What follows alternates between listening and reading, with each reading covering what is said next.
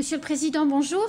Bonjour, bonjour aux Mahoraises, bonjour aux Mahorais, en souhaitant à tout à chacun une bonne journée et d'être positif, car tout simplement, oui Mayotte. Monsieur le Président, d'abord, merci d'avoir accepté notre invitation, d'être sur ce plateau pour parler à la fois de la loi Mayotte, mais aussi du développement du territoire. Je voudrais qu'on revienne sur ce vote de jeudi dernier dans l'hémicycle. Pourquoi, Président, cet avis défavorable que l'unanimité des élus, majorité opposition, l'unanimité a rendu sur le texte? D'abord, dire qu'effectivement, nous avons donné un avis défavorable. Nous n'avons pas donné un avis favorable sur l'idée d'un projet de loi Mayotte. Nous avons donné un avis défavorable sur le contenu général de ce texte-là. Les Mahorais sont demandeurs d'un projet de loi pour justement un développement accéléré de Mayotte, mais avec un vrai contenu tenant compte des propositions qui ont été faites par les Mahorais. Il y a eu la contribution des différentes collectivités, mais aussi la société civile qui a été portée au gouvernement. Et nous considérons que ces propositions-là n'ont pas été vues ou n'ont pas été prises en considération. Donc c'est dans l'état du texte qui nous a été proposé. Moi, je remets bien les choses dans un contexte. On nous a demandé un avis sur un texte, oui, et nous avons donné un avis sur ce texte-là. Donc, le contenu, les Mahorais considèrent, encore une fois, je le dis, ce n'est pas le conseil départemental tout seul dans son coin. Nous avons pris le temps de concertation, le temps d'écoute. J'étais très à l'écoute des ondes, de vos ondes, pour savoir ce que les Mahorais pensent de ce texte-là. Et Dieu merci, les Mahorais ont été attentifs, ils ont décortiqué le texte, oui, et surtout, ils ont donné dans l'ensemble leur avis sur ce texte-là.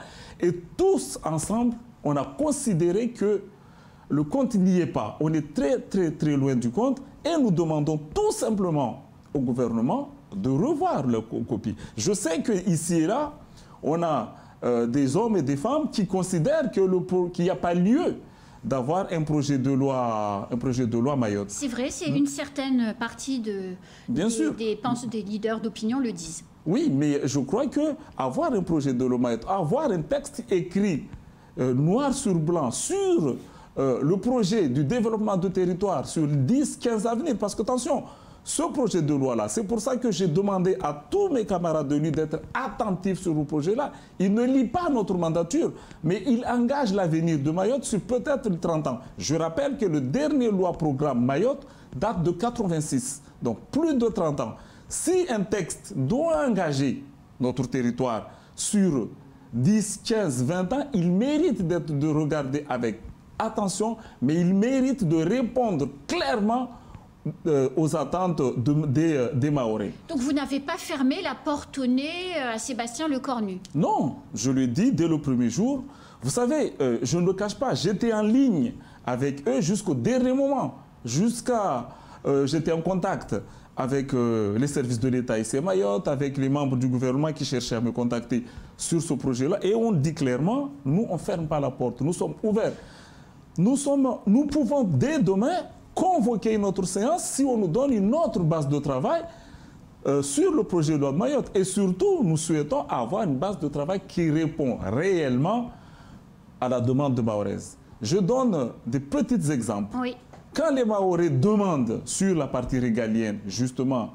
la partie régalienne, qu'on comprenne bien, hein, c'est des questions d'immigration et des questions de sécurité. Oui, nous, on demande clairement, par exemple, je donne des exemples concrets, en matière de visa, avoir un visa qui permette aux bénéficiaires de circuler sur l'ensemble du territoire national. Il n'y a aucune proposition qui va dans ce sens-là. Quand nous demandons clairement que seules les personnes qui sont rentrées à Mayotte légalement puissent être bénéficiaires d'un titre de séjour, on nous dit, on a bougé quelques lignes, certes, en disant, mais la proposition, c'est quoi? C'est de dire qu'à partir du moment où vous occupez d'un enfant à Mayotte depuis 2 ans, vous avez un titre de séjour, donc dorénavant, on le passe à 3 ans. Mais ça ne répond pas, aux attentes mahoraises. Sur la convergence de droits sociaux, c'est la même chose. Oui. Nous connaissons les difficultés. Vous savez, on a accueilli une délégation interministérielle il n'y a pas très longtemps au conseil départemental et qui nous posait la question pourquoi le RSA doit être aligné à Mayotte? Moi, je crois ne pas me tromper que le RSA est un revenu qui permettait un retour d'activité. Et je posais la question simple. Nous n'avons pas aujourd'hui de transport en commun à Mayotte. Cette personne qui habite à Bouéni, qui connaissant le bassin de l'emploi ici à Mayotte, qui est Mamoudzou, oui, qui doit prendre le taxi pour descendre à Mamoudzou, sachant que Bouéni-Mamoudzou, si je ne me trompe pas, on est à 8 € l'aller, qui doit débourser 16 € par jour pour venir chercher de l'emploi, vous croyez que cette personne-là descendrait combien de fois par mois à Mamoudzou? On ne lui donne aucune opportunité, aucun moyen réel d'aller chercher de l'emploi. Et moi, j'ai envie justement qu'on donne des vrais moyens à ces gens-là de rechercher à l'emploi, de faire un vrai retour à l'activité. Et on nous demande, et là aussi, et c'est ce qui aussi m'a énormément choqué, c'est qu'on nous dit, vous serez concertés en 2023 sur ces sujets-là. Mais attendez, on a déjà une concertation en 2020, les propositions ont été envoyées, il n'y a pas lieu de concerter les Mahorais en 2023 sur ce sujet-là. En 2023, ce ne sera plus le même gouvernement dans tous les cas. Oui, oui, mais même, on parle de continuité de... Donc, je le dis tout simplement, il n'y a vraiment pas lieu de concerter les Mahorais en 2023. Les propositions sont là. On a reçu une délégation interministérielle à qui on a fait encore les propositions avec des exemples.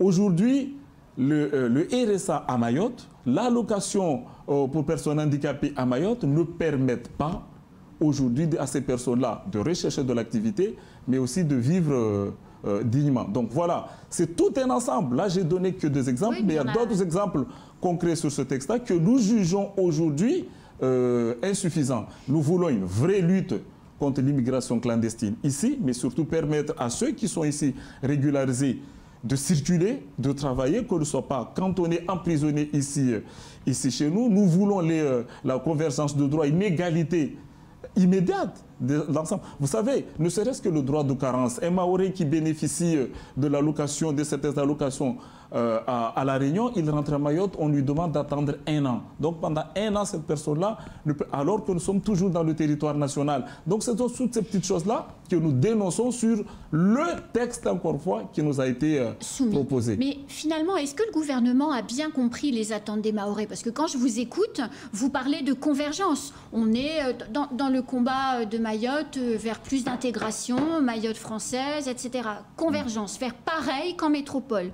Le texte crée, encore une fois, des tonnes d'exceptions. Je prends, vous n'en avez pas parlé, mais la réforme institutionnelle, on n'a pas le même nombre d'élus qu'en métropole, on n'a pas les mêmes financements pour les compétences qui sont déléguées, et on a des sections pour les listes au lieu d'avoir une liste unique.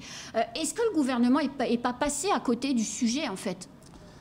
La question a été posée à un moment. Vous savez, il y a eu plusieurs échanges. Là, je ne peux pas reprocher au gouvernement de ne pas nous avoir reçus. On a été plusieurs fois reçus. J'ai été reçu par le conseiller outre-mer du président de la République où il a été question encore une fois, du projet de loi Mayotte, de la contribution des Mahorais sur ce projet de loi. On a échangé avec au moins 2 ministres sur 3 ministres, puisque les 2 qui étaient venus là, j'ai aussi l'occasion de rencontrer notre ministre de la Santé pour parler aussi des problématiques. Donc, nous ne comprenons pas aujourd'hui la position de l'État, surtout à l'heure où Mayotte, effectivement, réclame plus de compétences, notamment au niveau du conseil départemental, au niveau de compétences régionales. Ils veulent nous créer un établissement à l'heure où nous réclamons comment on appelle, un centre universitaire, ils nous proposent autre chose. Donc, vous savez, les Mahorais disent quoi?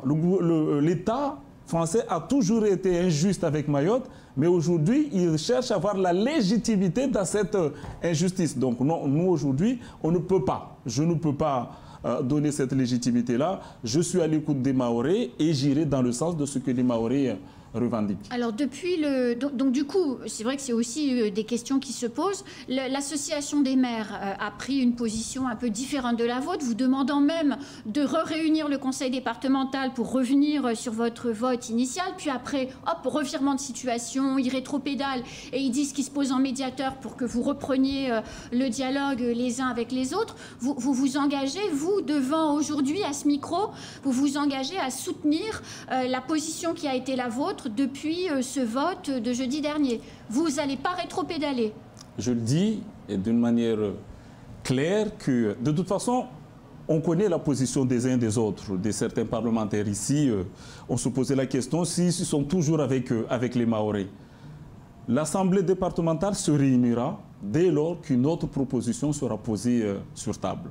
Sur cette proposition-là, il n'y aura pas une deuxième séance sur cette proposition-là. C'est fait, on s'est prononcé à l'unanimité en ayant concerté. Vous savez, madame, j'ai eu le projet le 20. Dès le 23, j'ai fait une réunion large, très large, avec tous les parlementaires, les maires, mais la société civile, pour déjà avoir les premiers avis. Les gens se sont prononcés, le Conseil économique et social. Donc, en matière de concertation, je crois qu'on peut difficilement faire mieux. Mais surtout, j'ai fait une réunion la veille aussi du vote, là aussi avec la société civile, pour être sûr que notre position, c'est bien la position mahoraise. Donc, sur ce texte-là, il n'y aura pas une autre réunion, une autre séance pour nous prononcer. Par contre, je l'ai dit, je suis dans l'attente d'un contact du gouvernement pour aller rediscuter avec eux sur un autre projet. Et surtout, le conseil départemental ensemble attend de nouvelles propositions. Pour nous, dès lors qu'on sera consulté sur d'autres propositions, on se prononcera, mais on concertera aussi toujours les Mahorais pour être sûr, encore une fois, je le dis et j'insiste là-dessus, ce n'est pas un texte qui engage mon mandat, c'est un texte qui engage Mayotte. J'ai des enfants, j'aimerais aussi qu'un texte qui a aussi assuré l'avenir de mes enfants. Là, on ne parle pas de la mandature de Benissa ou cette mandature-là, on parle de ces 20 prochaines années de Mayotte. Justement, le gouvernement a repris contact avec vous. Vous en êtes tous sur la préparation de ce texte 2. C'est quoi l'état des échanges à date? Non. Le gouvernement n'a pas encore pris contact avec moi. Je suis, comme je dis, dans l'attente d'un contact. Ce contact-là n'est pas encore arrivé. Je crois qu'ils sont en train de retravailler le dossier. Mais je suis très disponible pour, je le dis, quelle que soit le rencontre. Si c'est ici, à Mayotte, où c'est nous qui devons nous déplacer, on se déplacera pour échanger parce qu'encore une fois, nous considérons que Mayotte a besoin de ce projet de loi. Donc après l'envoi du texte le 20 décembre dernier, le gouvernement a envoyé au préfet et a fait habilement circuler une circulaire sécurité et immigration, lutte contre l'immigration clandestine, qui est en gros la feuille de route du préfet. Il vous a adressé à quelques heures du vote un document qui s'appelle 85 solutions opérationnelles pour Mayotte. Est-ce que ces deux documents sont de nature à vous rassurer? Il y a du contenu. On le dit encore une fois, il y a du contenu. Nous ne sommes pas dit, tout sur ce texte-là n'était à jeter. Il y a quelques contenus qui, mais encore une fois, on était beaucoup trop loin du compte. On voulait des réponses très concrètes sur la partie régalienne, sur la partie sociale. Et puis, vous savez très bien, lorsque l'État... vous savez, le traumatisme des Mahorais, je le dis clairement, sur les femmes ici à Mayotte, on a l'impression qu'aujourd'hui, le gouvernement veut créer un autre EPAM dans cet établissement public qu'ils veulent mettre en place. Nous dire que vous allez présider, mais le directeur, on le nommera. Donc, ça veut dire que cette personne-là répondra aux prérogatives que l'État et le gouvernement peuvent lui donner. Nous demandons aujourd'hui plus de moyens, plus de compétences des collectivités, parce que de plus en plus à Mayotte, on a... on a de plus en plus de compétences ici pour développer les projets. Donc on peut. Alors clairement, la campagne présidentielle s'est invitée dans cette loi Mayotte. On le sait, les maires sont plutôt favorables au président Macron. Si le président Macron est battu en avril, si c'est un autre président ou présidente, qu'est-ce qui reste de cette loi Mayotte ? Qu'est-ce qui reste des 85 solutions opérationnelles, de la circulaire LIC, etc., etc. Je crois que quelle que soit la personne qui gagnerait les élections présidentielles, on aura affaire à un nouveau gouvernement. Aujourd'hui, vous savez, moi je me tiens aussi disponible pour l'ensemble des candidats à la présidence pour débattre sur le sujet Mayotte. Et il avait fait d'ailleurs avec Marine Le Pen quand elle est venue. Quand elle est venue, mais les autres, d'autres, quand ils viendront, j'échangerai avec eux. Mais il n'y a pas que ça, j'ai aussi pris position en disant qu'à chaque fois que j'irai vers Paris, c'est de rencontrer un à un les candidats qui seront prêts à à échanger avec Mayotte, pas avec que Benissa avec Mayotte. Donc je souhaite les rencontrer sans... Bon, à une exception près peut-être, mais je souhaite les rencontrer et discuter. Non, on n'en est pas là, mais en tout cas les rencontrer pour parler de Mayotte d'une manière générale, pour s'assurer que justement ce projet de loi Mayotte, s'assurer que ce développement accéléré de Mayotte ne se passe pas aux oubliettes au lendemain des élections. Donc, mais même si Macron gagne, je suis convaincu que ce ne sera pas le même gouvernement qui sera, ce sera d'autres hommes qui viendront. Et il nous faut ici, c'est notre devoir de nous assurer que le projet de loi puisse Donc si j'ai bien compris, tous les candidats qui pourraient venir pendant la campagne présidentielle à Mayotte, vous allez les recevoir, ça vous l'avez déjà dit, et vous allez avec eux envisager la poursuite du travail sur le texte de loi Mayotte. C'est ce que nous envisageons. Encore une fois, pas que ceux qui viendraient. Je suis en train de voir mon agenda, mais à chaque fois que j'ai un déplacement, peut-être que je ne me déplacerai pas spécialement pour les rencontrer, mais à chacun de mes déplacements à Paris, chercher à rencontrer un ou deux candidats, notamment ceux qui sont considérés comme étant, par les sondages, les plus forts aujourd'hui, pour parler de Mayotte d'une manière générale et aussi au développement de notre département. Et il y a une première question que je voudrais vous poser qui est importante pour nos téléspectateurs et nos auditeurs. On croule sous la violence, là, depuis une semaine. Koungou, ce gendarme hier à Chirongui. Pendant les vacances de fin d'année, vous y avez été très sensible, puisque c'est votre canton. Les tensions quotidiennes entre les voyous de Miri-Rény et de Combani. Est-ce que, Président Benissa, on peut raisonnablement espérer développer Mayotte avec un tel niveau de violence? Effectivement, c'est compliqué. On voit... le phénomène qui ne baisse pas ici à Mayotte. Vous connaissez mon attachement sur le développement économique, le travail que nous faisons sur l'attractivité ici à Mayotte. Et effectivement, quand on veut travailler sur l'attractivité et les moyens qu'on met ici pour cette attractivité-là, pour faire venir des investisseurs ici à Mayotte, pour faire venir des touristes ici à Mayotte, avec le phénomène que nous connaissons aujourd'hui. Mais pas que ça, même nos administrations, les hôpitaux souffrent énormément d'attractivité parce que les gens hésitent à venir à Mayotte. Mais j'ai toujours dit, il ne faut pas s'arrêter à ça, il faut aller au-delà. Mayotte a beaucoup plus à offrir, à donner que ce que nous connaissons. Bien sûr, la lutte contre ces phénomènes doivent continuer et je sais que l'État fait des efforts aujourd'hui, les collectivités font des efforts, le conseil départemental, de toute façon, nous sommes à côté des associations telles que Mlésine, le travail sur les mineurs isolés pour essayer aussi de prévenir ces phénomènes de délinquance. Dans le cadre du projet de Mayotte, là aussi, les Mahorais ont fait des propositions concrètes pour nous sortir de ce phénomène. Mais effectivement, on voit que les choses sont encore beaucoup plus compliquées ici. Et on doit, par contre, encore une fois, on doit continuer le travail d'un côté de lutte contre ces phénomènes de violence, de délinquance, en même temps travailler sur l'attractivité dans son ensemble de notre territoire, parce que si nous ne le faisons pas, nous condamnons aussi.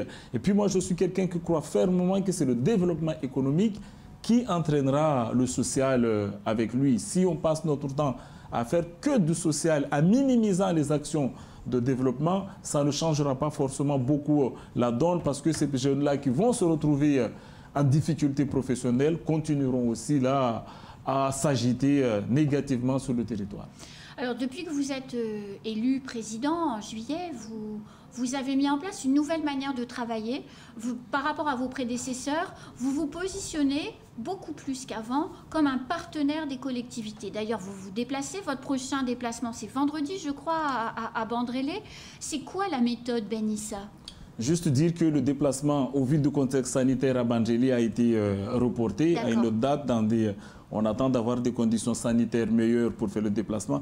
Moi, encore une fois, je le dis, je crois au potentiel des collectivités. Ce qui manque beaucoup dans nos collectivités, c'est les moyens. Les moyens pour attirer aussi l'ingénierie, parce qu'on nous reproche souvent que nous n'avons pas suffisamment d'ingénierie. Mais je le dis, on manque des moyens qui ne sont pas que des moyens financiers, mais aussi des moyens aussi réglementaires, puisque vous savez, et je le dénonce souvent, les agents contractuels dans les collectivités ne peuvent pas bénéficier de la surrémunération de l'indexation, qui crée un déséquilibre. Vous cherchez un ingénieur, vous l'amenez, vous devez l'aligner dans une grille, mais l'autre à côté bénéficie d'emblée de 40% de surrémunération. Vous voyez cet équilibre qui ne donne pas forcément envie à ces ingénieurs de continuer à travailler. Et le même phénomène, on le constate ici. Nous faisons amener, on fait recruter des médecins dans nos PMI qui ne restent pas longtemps. 2-3 mois après, on le retrouve au CHM qui, lui, là-bas, bénéficie de la surrémunération, ou même au rectorat où il bénéficie de la surrémunération. Donc, il y a ce déséquilibre-là qui doit être travaillé pour pouvoir réellement doter nos collectivités de vraies ingénieries, mais surtout pour stabiliser. Je le dis... Stabiliser les équipes. Les équipes au sein des collectivités. Parce que je prends le cas du conseil départemental. Récemment, nous venons de perdre au moins 3 ingénieurs qui sont partis parce que justement, ils arrivent.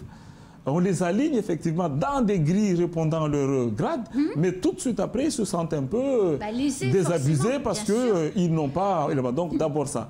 Mais je crois aussi que nos collectivités n'ont pas suffisamment de moyens pour mettre en place des outils de proximité, là aussi, au service de la population. C'est quoi par exemple ? Par exemple, je parle des équipements sportifs, je parle... Là, on veut construire une maison de personnes âgées à Kaweni. Donc, tous ces équipements-là, les communes doivent les mettre en place.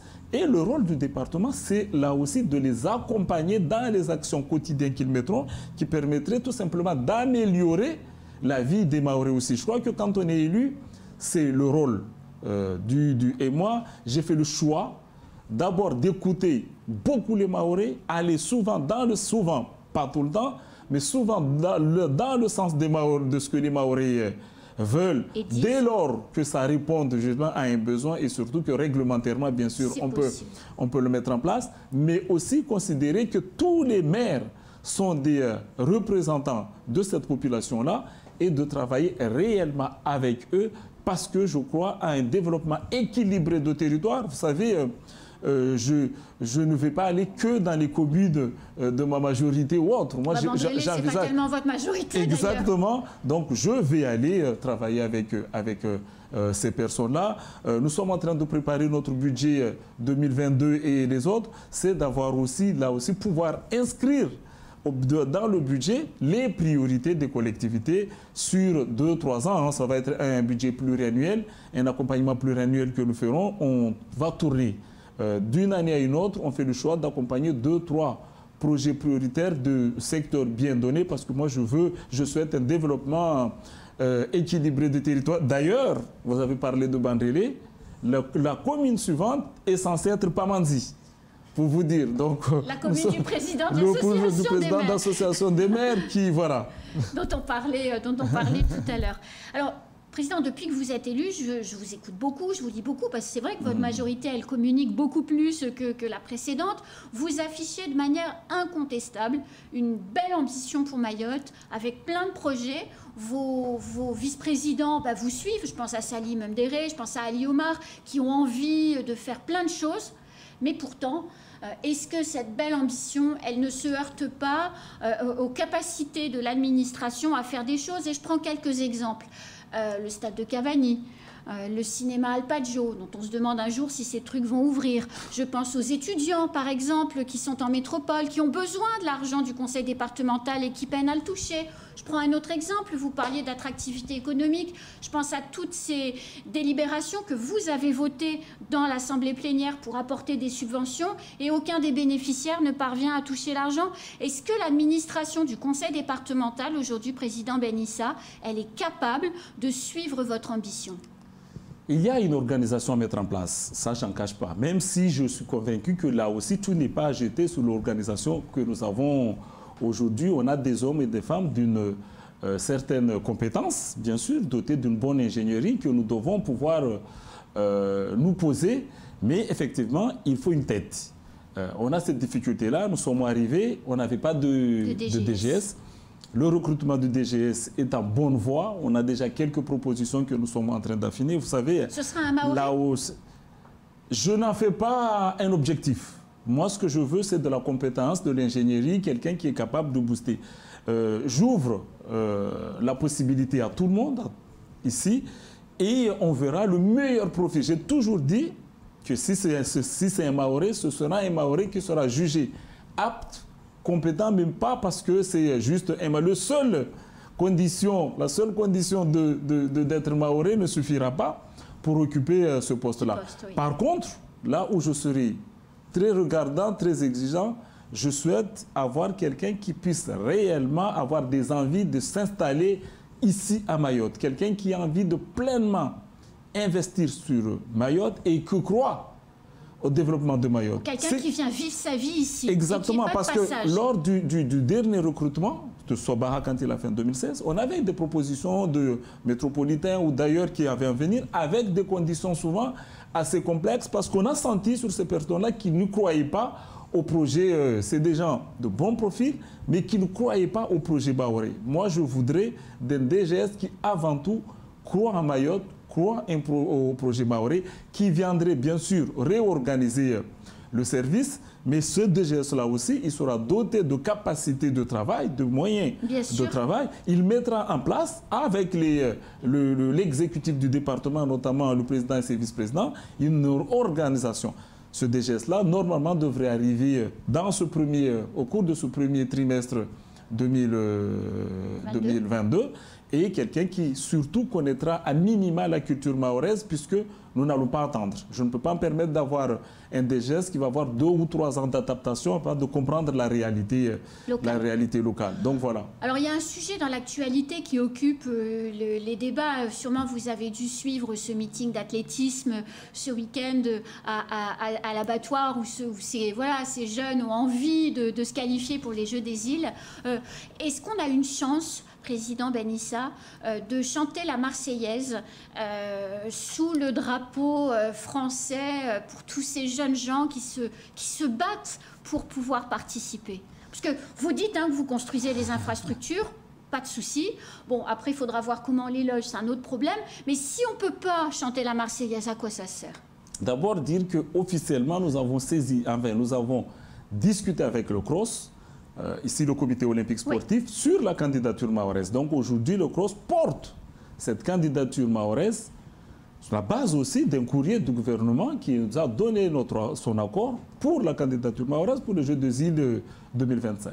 D'ici là, il y a plusieurs étapes qui vont être passées d'organisation d'événements d'ampleur moindre, mais qui est aussi important, qui permettrait de donner l'élan pour ces Jeux des îles.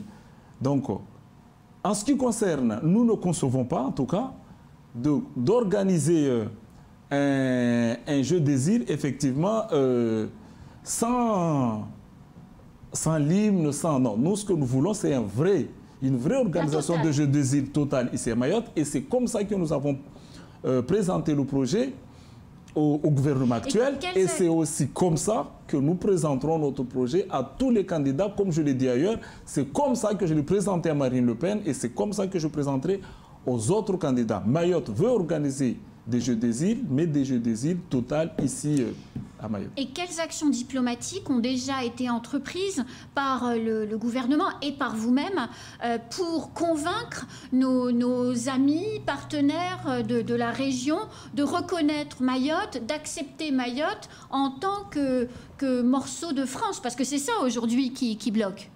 Le vrai travail diplomatique se fait depuis Paris. Mais effectivement, nous avons des échanges assez réguliers avec nos partenaires. J'ai commencé d'abord à échanger avec la Réunion pour être sûr d'avoir leur soutien. Je crois qu'on a été entendu. C'est vrai que l'échange avec les autres îles sont un peu plus compliqués dû au contexte sanitaire. Les déplacements sont un peu compliqués, mais il y a quand même des petits échanges qui sont mis en place pour pouvoir effectivement travailler là. Vous savez, nous avons pris une délibération pour mettre en place carrément une équipe sur les Jeux des îles. Très prochainement, un élu sera dédié à ce projet-là, de Jeux des îles. Et un élu qui a du punch. Oui, on est convaincu. Donc un élu sera délégué à l'organisation de Jeux des îles et il sera accompagné d'un cadre, aussi d'une petite équipe, notamment d'un cadre cadre A, A+, peut-être, pour accompagner à l'organisation de Jeux des îles. Donc, un vrai travail. Là aussi, nous souhaitons voir un référent au niveau du CROSS pour former cette équipe-là, pour porter ce projet-là, mais aussi pour faire ce travail d'échange, je dirais plus d'échange que de diplomatie, puisque ce n'est pas trop de notre ressort, d'échange avec les partenaires régionaux sur la candidature mahoraise. Mais je le dis, là j'ai un retour très positif du gouvernement actuel sur l'organisation de Jeux des îles et surtout sur l'hymne et le drapeau. Et le drapeau. C'est plutôt une bonne nouvelle. Alors, il y a un autre sujet qui est important, c'est l'aide sociale à l'enfance, compétence principale d'un conseil départemental partout en France. Ici, ça prend des proportions énormes. Le recteur, au moment des violentes tensions à Kaani et au lycée de Kaani, disait que selon lui, 4 à 5 000 jeunes aujourd'hui scolarisés à Mayotte n'ont pas un référent adulte clairement identifié. Président Ben Issa, qu'est-ce qu'on fait de ces 4 à 5 000 jeunes qui ne sont pas tous des délinquants, hein? Oui, je suis d'accord, Le problématique de mineurs isolés, c'est connu. Le recteur parle de 4 à 5 000. J'ai déjà entendu les chiffres ici prononcés par les services de l'État ici de 9 000 mineurs isolés au total. Peut-être on a 4 à 5 000 scolarisés, mais en comptant ceux qui ne sont pas scolarisés. Vous savez, c'est énorme. C'est énorme. Nous continuons le travail d'accompagnement. On sait qu'aujourd'hui, d'abord, nous, au département, nous n'accompagnons pas suffisamment les jeunes, avec un coût très important. Et pourquoi on ne les accompagne pas suffisamment? Parce qu'on n'a pas les moyens? Voilà, c'est une question de moyens. Je le dis aujourd'hui et je l'ai toujours dit que nous avons 24, sur la partie petite enfance, ASE, tout ça, c'est 24 millions d'euros de dotation et nous avons déjà dépassé les 60 millions d'euros de dépenses annuelles pour un accompagnement qui tournerait aux alentours de 1500 seulement mineurs. Donc, nous demandons aussi de pouvoir aller bien en dessous de ces chiffres-là. On espère que d'ici 2-3 ans, doubler le nombre d'accompagnements ici d'abord chez nous. Mais vous savez, là aussi, dans le projet de loi Mayotte, nous avons demandé clairement l'aide nationale sur ce projet-là pour la prise en charge, pas financièrement. C'est que ces jeunes-là puissent aussi être déployés sur l'ensemble du territoire national, parce que Mayotte tout seul n'a pas la capacité à résorber tous ces jeunes-là dans son environnement. Donc nous demandons, et c'est inscrit sur le projet de loi, ça n'a pas été retenu, mais en tout cas c'est une demande mahoraise, de l'aide nationale clairement pour redéployer ces jeunes-là. Aujourd'hui on parle de 9 000 jeunes, mais demain on arrivera peut-être à 12 000 très rapidement. Donc il faut un appui clairement du national sur ce projet-là. Nous, on va au-delà. Nous sommes auprès des associations pour accompagner tous ces jeunes-là. D'abord prévenir la délinquance, mais aussi ceux qui sont là aussi, qui sont déjà agités, pouvoir les accompagner, les réinsérer, le travail d'insertion. Là aussi, c'est pour ça aussi nous demandons une montée en compétence de la partie régionale de compétences de notre collectivité, oui, pour pouvoir là aussi faire un vrai travail d'insertion, d'accompagnement à l'emploi sur ces jeunes-là. Pour éviter de les retrouver effectivement dans la rue. Parmi ces 9 000 potentiels, il y a quelques délinquants. Qu'est-ce qu'on fait de ces voyous? Sujet complexe. Bah oui. Sujet très complexe. Certains demandent la mise en place des centres fermés ici pour mineurs. C'est là aussi, on le retrouve sur le projet de loi Mayotte. Là aussi, c'est une partie qui n'a pas été retenue. Mais moi, je l'ai toujours dit, ce n'est pas vraiment là. Je ne crois pas que c'est vraiment la solution, puisque ces centres-là, on va les enfermer combien de temps? On va les retrouver dehors. Je crois qu'il faut un vrai accompagnement des services de l'État, des communes, mais aussi du conseil départemental, pour essayer d'amener ces jeunes-là à une insertion. D'abord, exactement, d'abord en matière de formation, les former et pouvoir les insérer petit à petit dans le monde économique. Et surtout, ceux qui sont en situation complètement irrégulière, c'est le faire retourner dans leur pays d'origine. Il faut le faire, ça non plus.